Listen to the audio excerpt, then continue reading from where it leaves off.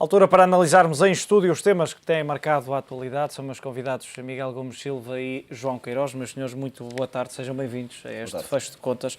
Miguel, começando por ti e também por aquela que é a pergunta que todos fazem nesta altura, é se de alguma forma, por algum momento, pensaste que a decisão da Fed poderia ficar condicionada por esta questão dos emergentes? Não pelo seguinte, conhecendo aquilo que é o sentido orientador da Reserva Federal norte-americana e o sinal que o mercado poderia interpretar qualquer decisão que não fosse esta, porque é preciso prever e é preciso perceber que as expectativas hoje em dia funcionam e condicionam de sobremaneira os mercados financeiros. Há aqui dois fatores relevantes que poderiam levar o Fed a recuar. Um deles é a situação dos emergentes e a forte desvalorização que as moedas do México, na Argentina, na Turquia, no Brasil têm sofrido. A outra é as correções bolsistas também nos emergentes, o alargar dos spreads também nos emergentes e o mau comportamento dos números do emprego nos Estados Unidos. E talvez este fator mais interno e mais diretamente relacionado. Contudo, se a decisão do Fed não fosse no sentido de reduzir em 10 mil milhões os estímulos à economia, como estava previsto, o mercado iria pensar, bem, afinal as coisas estão muito pior do que aquilo que se pensava, é uma desgraça e acho que poderia ser pior, como se costuma dizer, a emenda que o soneto. Portanto, eu acho que o Fed deve ter pensado e decidido, vale mais mantermos este cenário, que é aquilo que o mercado esperava, portanto, ninguém pensava que o Fed fosse fazer outra coisa, do que estar a reagir a quente a uma situação que poderia ter consequências e poderia ter reflexos nos mercados piores do que aquele que seria não continuar com esta redução de estímulos. Portanto, a resposta diretamente à tua pergunta, acho que o Fed nem sequer hesitou. João, esta segunda decisão consecutiva de cortar ou de continuar com o tapering não deixa dúvidas de que daqui para a frente vai ser este o cenário. Ou seja, a cada reunião da Reserva Federal norte-americana vamos assistir ao novo corte das compras mensais. Muito provavelmente será esse o caminho. O cenário central que é assumido pelos investidores é que o Fed claramente quer reduzir esta forma de estímulos. A questão da política monetária com taxas de juros extremamente baixas vai permanecer durante um período largo. Agora, relativamente à redução do programa da recompra de obrigações, vai continuar de acordo com a evolução, sobretudo, tal como o Miguel disse muito bem e recordou, muito dependente da evolução do mercado de emprego, principalmente deste facto, e depois também, subentendido do parque discurso de ontem, do último discurso do Bernanke, também vão medindo um bocado o impacto que estes anúncios vão tendo relativamente à evolução dentro da economia interna e relativamente também ao exterior dos Estados Unidos. No global, neste momento, provavelmente o Fed deve estar a aguardar entre as próximas semanas até março, muito provavelmente, e deve ser este o cenário central, deve continuar a ver... Agora aqui até um período mais longo, cerca de 2 meses, precisamente porque só em março é que haverá uma nova reunião e, portanto, também dá aqui alguma margem para a própria Fed digerir toda esta situação dos emergentes. E a nova presidente do Fed, a senhora Yellen, provavelmente poder pensar em algum retoque, algum refinamento, mas para já, claramente, será esta a perspectiva e é isto que o mercado, de uma forma saudável, provavelmente vai incorporar. Esta gestão de expectativas tem sido feita de uma forma bastante consistente e não parece haver grandes avanços e recuos nesse ponto. Até porque o processo em si, na prática, acabou por começar atrasado. O anúncio foi feito em maio de 2013, houve uma reação muito negativa e houve um reajuste. E nessa perspectiva, eles tem havido bastante intervenção verbal nesse sentido. E há aqui um ponto que é extremamente importante também, que foi confirmado hoje, que é o produto norte-americano continua a crescer 3,2 no quarto aos níveis que estavam esperados, portanto não houve nenhum impacto na economia real dos Estados Unidos, ao nível do PIB. É expectável que em 2014 o produto americano cresça entre os 2,7 e 2,8. Portanto, a manterem-se estas expectativas e estas estimativas, não há necessidade de haver recuos nos estímulos à economia, porque, afinal, no fim do dia, o que conta realmente é o crescimento do produto e isso mantém-se. E amanhã vamos ver quais são as estimativas, salvo erro, relativamente ao quarto trimestre do ano passado. Amanhã teremos esse anúncio. Não, o quarto trimestre do ano passado foi hoje. Saiu 3,2%. Já estou desajustado. Saiu de acordo. Saiu há pouco. Portanto, pouco consistente com aquilo que foram as encomendas de bens duráveis que saíram, salvo erro, na sessão da quarta-feira. ontem. Não casou muito, ainda não tive a oportunidade de refinar esta evolução, mas para já a tónica continua-se a pôr relativamente à evolução do mercado de emprego e a forma como o Até emprego o próprio sustentável... discurso do Estado da União de Obama se centrou muito nesse fator, Nessa na questão perspectiva. do salário mínimo.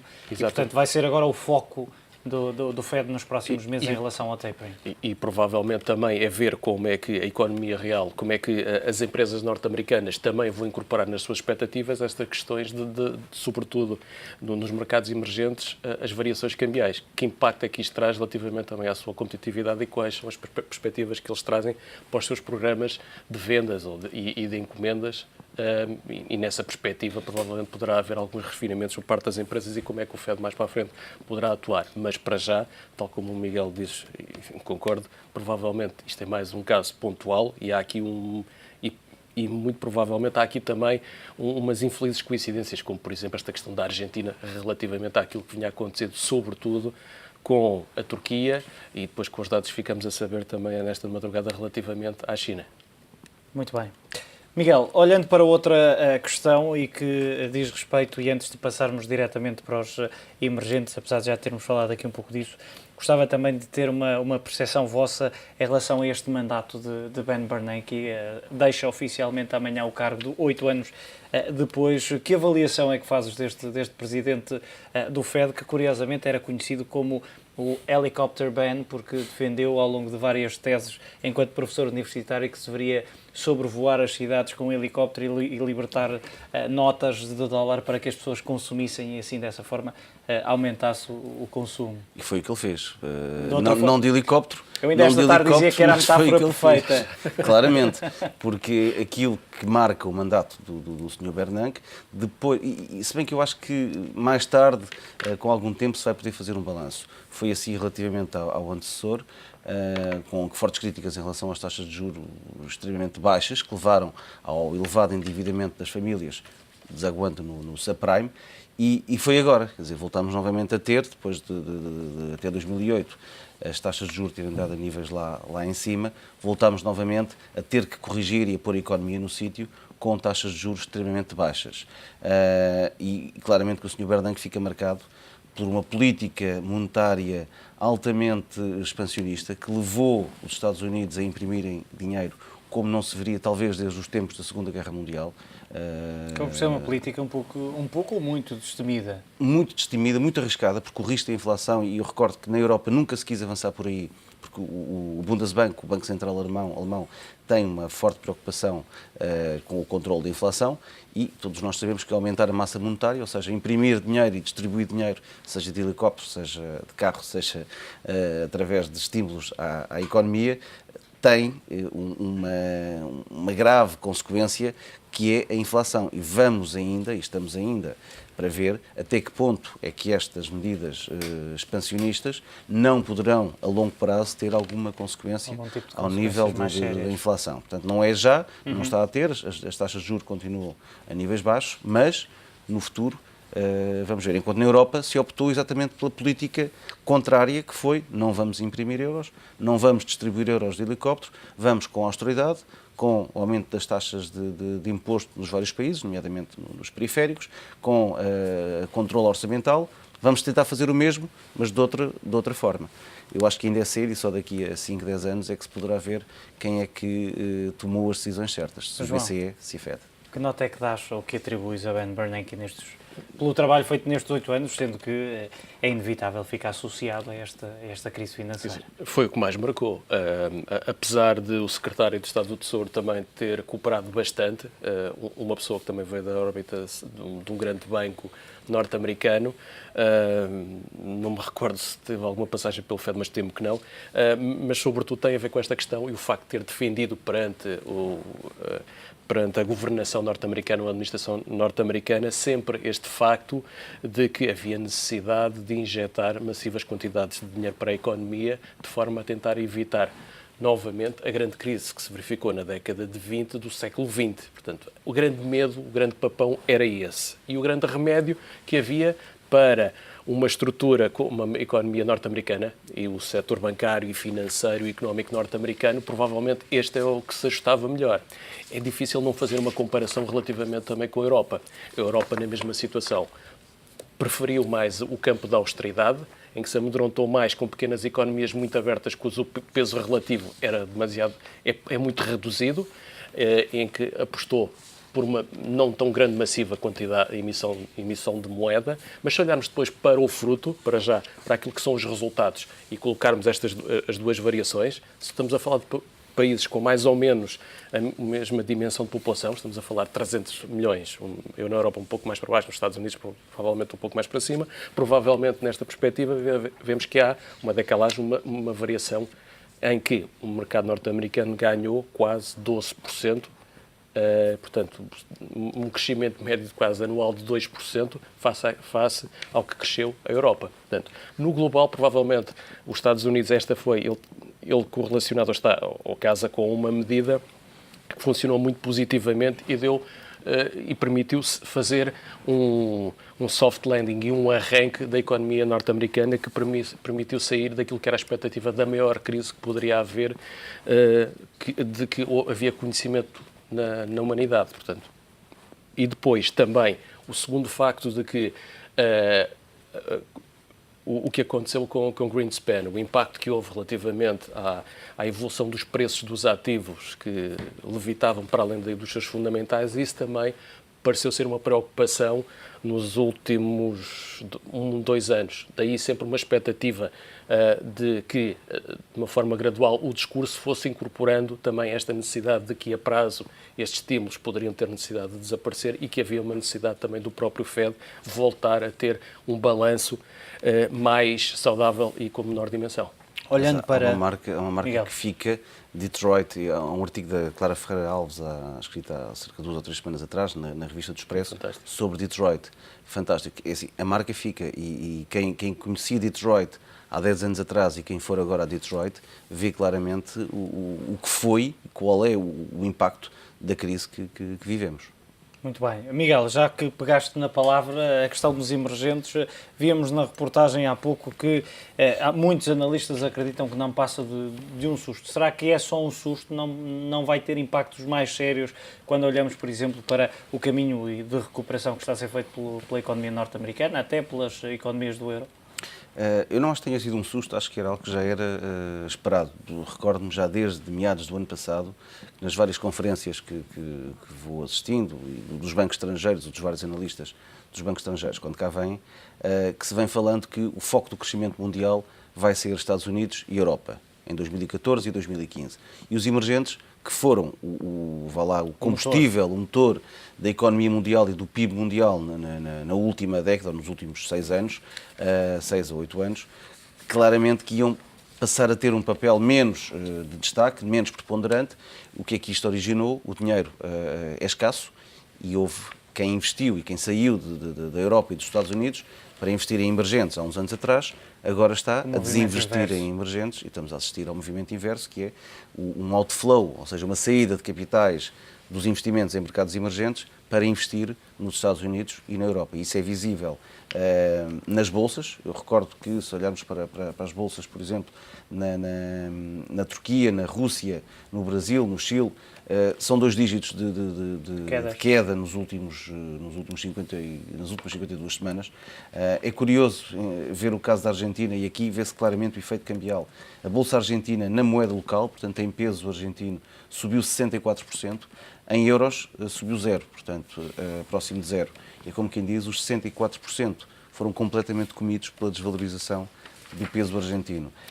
A Bolsa chilena caiu 25%, a Bolsa brasileira, que nos diz muito a nós, porque temos uma forte exposição, ou tendencialmente os portugueses têm uma forte exposição, quer através de fundos, quer através de ações, à Bolsa brasileira. A Bolsa brasileira caiu 20% no último ano, portanto estamos claramente a ver o dinheiro a sair destes mercados para ir para o euro e para o dólar. E isto tem uma consequência, que é, se as pessoas vendem os ativos nestas moedas, vão trocar os ativos em rublos e em pesos e em liras turcas por euros e por dólares. Portanto, isto claramente é fácil de perceber que ao haver um aumento destas moedas de emergentes no mercado, o preço cai contra as moedas que estão a ser mais procuradas, que é precisamente o euro e o dólar, onde se espera que as economias cresçam mais em 2014 e 2015. Precisamente neste sentido, João, este outflow de que o Miguel falava, dos emergentes para, pode ser para os Estados Unidos ou até para a Europa, poderá, no caso concreto da Europa, da zona euro e até de Portugal, incluído neste grupo, dar aqui uma ajuda num momento importante se olharmos para a realidade nacional. Sim, penso que sim. E quando pensamos que Portugal vai precisar dos mercados, vai continuar a procurar os mercados, vai continuar a procurar investidores. E vou ser bias, a minha leitura vai ser enviesada e tendenciosa. Sobretudo a Europa. Só aqui um pequeno preâmbulo. É verdade, desde o ano passado, muitos analistas,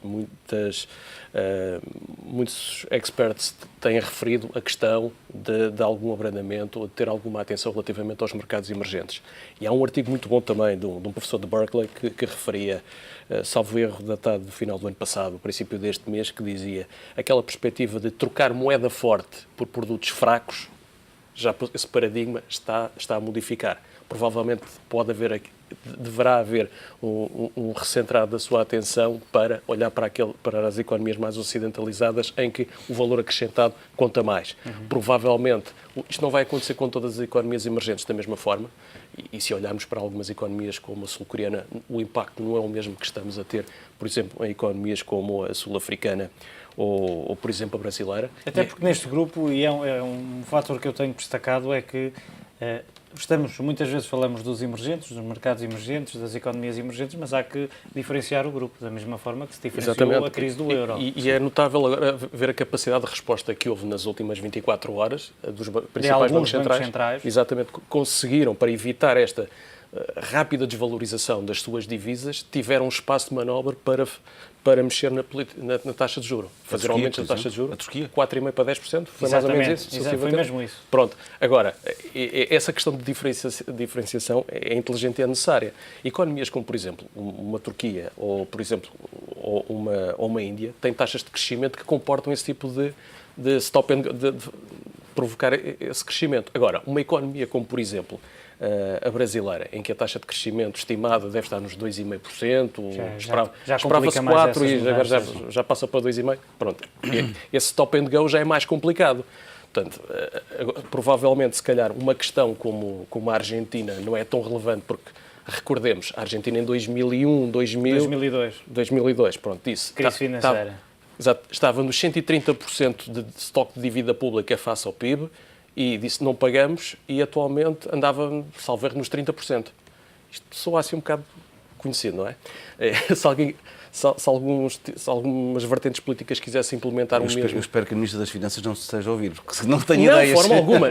Não tenho ideias. Não penso que seja desse tipo não esteja nessa narrativa ou nesse segmento de pensamento. Mas, sobretudo, a Argentina não vai aos mercados desde essa altura, de uma forma consistente ou que consiga chegar ao mercado para capturar investimento. Agora, esta infeliz coincidência que se verificou no início desta semana também tem a ver com o facto de que eles têm feito algum trabalho com o Clube de Paris, a relação de alguns credores para eles começarem a vir ao mercado, portanto, satisfazer algumas necessidades por parte de alguns credores para começar a ultrapassar, lentamente, começarem a ter capacidade de crédito. Pronto. Agora, de que é que resta? Quais são...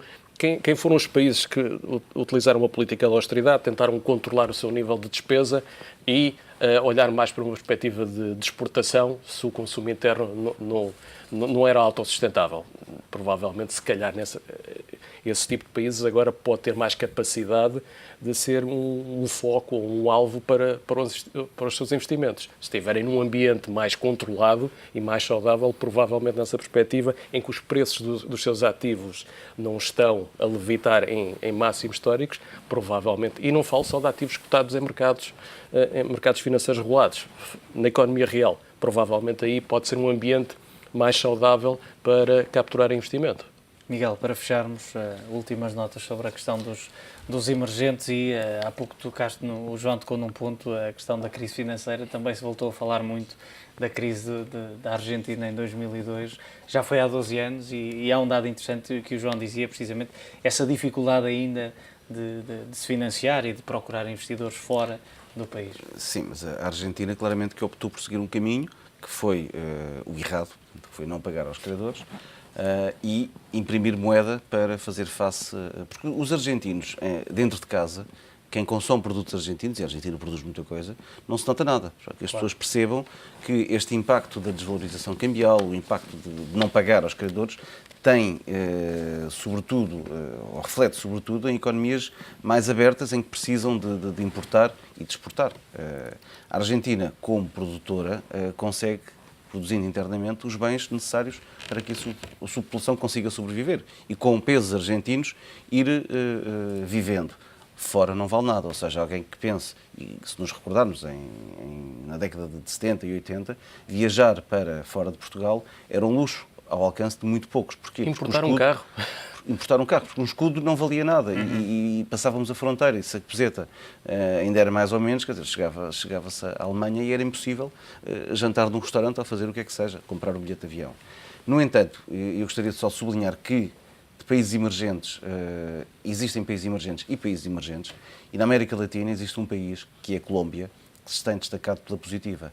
E nós temos feito alguns investimentos na Colômbia, temos empresas portuguesas que escolheram muito bem o mercado colombiano, porque a Colômbia tem tido um comportamento completamente à margem desta instabilidade que o Brasil, a Argentina, o México têm vivido nos últimos tempos. Portanto, dentro dos emergentes, a Colômbia mostrou ser a melhor alternativa e a melhor opção e tem apresentado, quer na Bolsa de Valores, quer na sua própria moeda, um comportamento completamente diferente dos restantes vizinhos. É verdade. Miguel Gomes da Silva, João Queiroz, muito obrigado pela vossa análise neste fecho de contas.